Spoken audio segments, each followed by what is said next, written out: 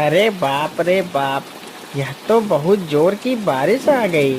अब तो खेत में काम भी नहीं कर पाऊंगा, लेकिन कुछ देर प्रतीक्षा कर लेता हूँ। हो सकता है यह बारिश थम जाए। इस प्रकार वह किसान काफी देर तक बारिश के थमने की प्रतीक्षा करता है। मुझे नहीं लगता कि अब यह बारिश रुकेगी। मुझे जल्दी से अपने घर चले जाना चाहिए, नहीं तो मैं बीमार पड़ जाऊंगा। फिर वह किसान बारिश में ही वहां से अपने घर की ओर निकल पड़ता है।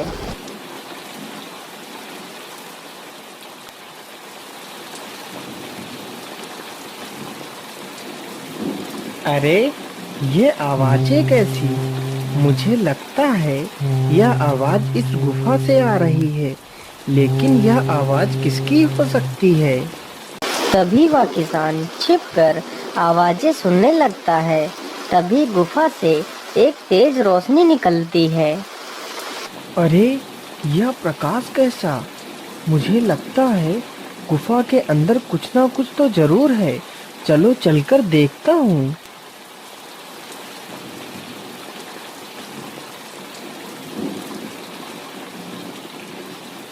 फिर वह गुफा के अंदर जाता है और देखता है कि एक साधु एक शिला पर बैठकर अपनी तपस्या में लीन है।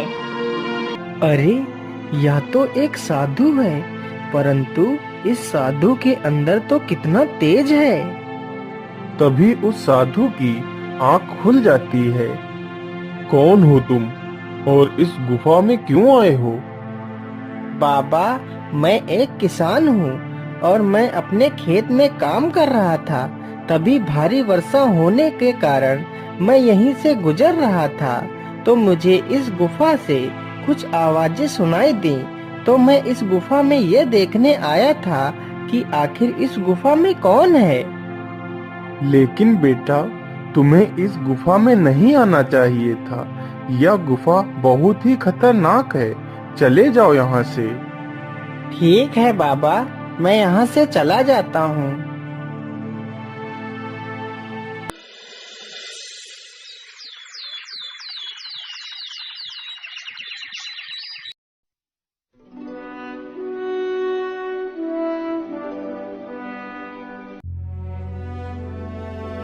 अरे वैद्य जी, आखिर यह क्या बीमारी है?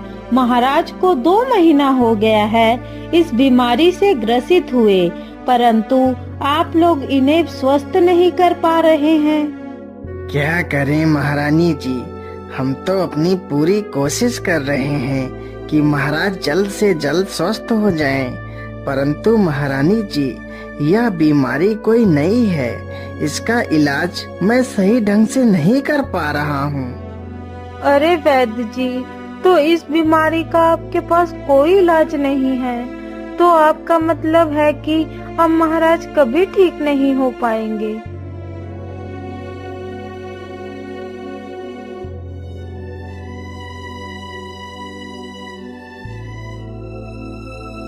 अरे भाग्यवान, आज इतना समय हो गया और तुम अभी भी सो रही हो। चलो उठ जाओ, अब सुबह हो गई है। अरे भाग्यवान, तुम्हें तो बहुत तेज बुखार है और ये तुम्हारी आंखों को क्या हो गया है? तुम्हारी आंखें तो पीली हो गई हैं। अरे सुनीता, तुम घबराओ मत, मैं अभी जाता हूँ और वैद्य जी को बुलाकर लाता हूँ।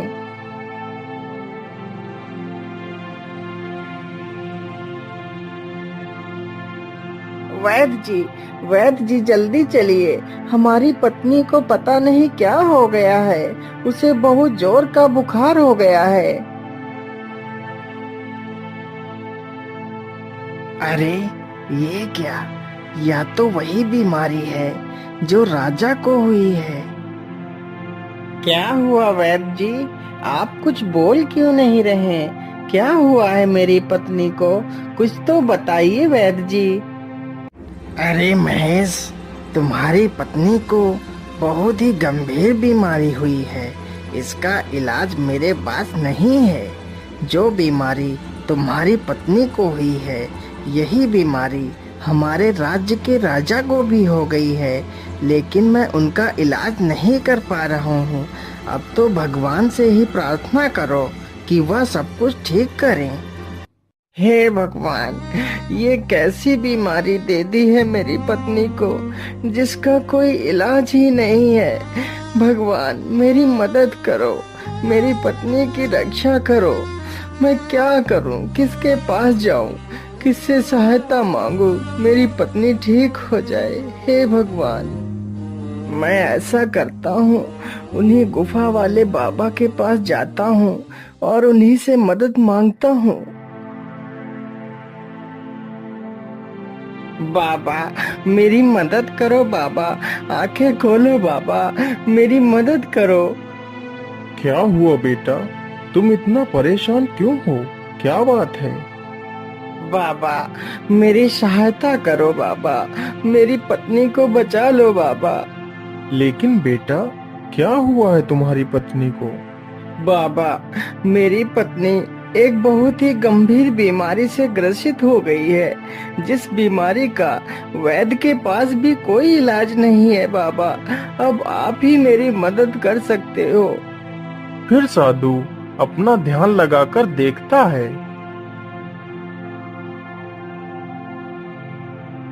अरे बेटा, यह कोई साधारण बीमारी नहीं है, यह तो एक महामारी है जो धीरे धीरे पूरे राज्य के लोगों को ग्रसित कर देगी, जिससे पूरे राज्य का विनाश हो जाएगा। लेकिन बाबा, क्या इस बीमारी को रोकने का कोई उपाय नहीं है? बेटा, इस बीमारी को रोका जा सकता है, लेकिन इसका उपाय बहुत ही कठिन तथा दुर्लभ है। बाबा बस आप मुझे वह उपाय बता दीजिए, मैं अपनी पत्नी को बचाने के लिए कुछ भी कर सकता हूँ। तो सुनो बेटा, यहाँ से 100 कोस दूर एक त्रिकाल वन है, जिस वन में एक जादुई पेड़ है।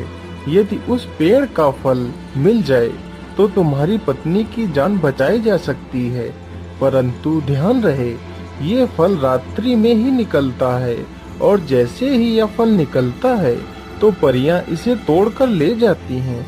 यदि वह परियां अपनी इच्छा अनुसार तुम्हें यह फल दे देती हैं, तो तुम्हारी पत्नी की जान बचाई जा सकती है। फिर महेश वहाँ से फल की तलाश में निकल पड़ता है।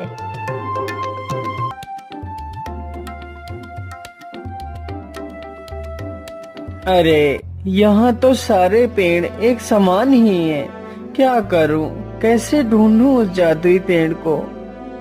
उसे जंगल में घूमते घूमते शाम हो जाती है, परंतु जादुई पेड़ कहीं नहीं मिलता। अरे वह जादुई पेड़ ढूंढते ढूंढते मुझे शाम हो गई है। अब यदि मैं जंगल में घूमता रहा तो मुझे जंगली जानवर नुकसान पहुंचा सकते हैं, इसलिए मुझे किसी न किसी पेड़ पर चढ़कर बैठ जाना चाहिए। फिर महेश एक पेड़ पर चढ़कर बैठ जाता है। अरे ये प्रकाश कैसा? मुझे लगता है कि वह जादुई पेड़ यही है। चलो इसके पास चलता हूँ। जैसे ही महेश जादुई वृक्ष के पास जाता है, तभी वह जादुई फल निकल आता है। तभी वहाँ पर 2 परियां आ जाती हैं और फल को तोड़ लेती हैं। अरे परी देवी, मेरी सहायता करो, मेरी मदद करो परी देवी। कौन हो तुम और इस समय तुम इस डरावने जंगल में क्या कर रही हो? हे परी देवी, मैं यह जादुई फल लेने आया था। मेरी पत्नी एक बहुत ही गंभीर बीमारी से पीड़ित है, उसे इस फल की आवश्यकता है। कृपया यह फल मुझे दे दीजिए परी देवी। ठीक है, हम तुम्हें यह फल दे देंगे, लेकिन यदि तुम मेरी 2 पहेलियों का सही उत्तर दोगे, तभी हम तुम्हें यह फल दे सकती हैं। ठीक है परी देवी, मैं आपकी सारी पहेलियों का जवाब देने के लिए तैयार हूँ। पूछिए परी देवी। तो सुनो मेरी पहली पहेली, वह क्या है जो कोयले से भी काला है? महेश कुछ देर तक सोचता है। हे परी देवी, कोयले से ज्यादा काला कलंक होता है। यदि कोयला इंसान के ऊपर लग जाए तो उसे पानी से साफ किया जा सकता है, लेकिन यदि किसी इंसान के चरित्र पर कलंक की कालिक लग जाए तो वह कभी नहीं छूटती। हाँ हाँ, तुम्हारा जवाब तो एकदम सही है।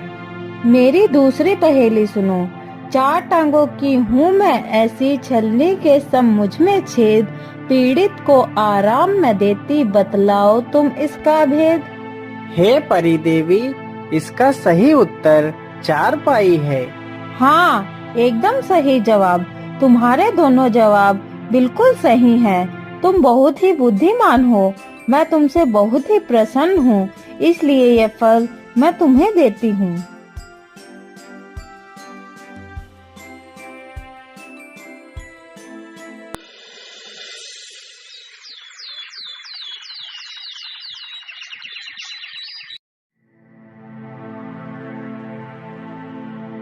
अरे भाग्यवान, तुम बिल्कुल भी मत घबराओ।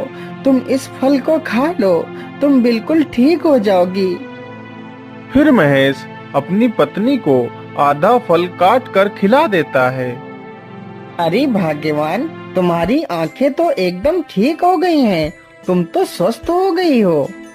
हाँ जी, यह सब आपके प्यार से ही तो संभव हो सका है कि आज मैं पूरी तरह स्वस्थ होकर आपके सामने खड़ी हूँ। हाँ भाग्यवान, यह सब भगवान की ही कृपा है। लेकिन मुझे अभी एक और जिम्मेदारी पूरी करनी है। मुझे यह आधा फल हमारे राज्य के राजा को खिलाना है। वह भी इसी बीमारी से पीड़ित हैं। फिर महेश वह आधा फल लेकर महाराज के पास जाता है।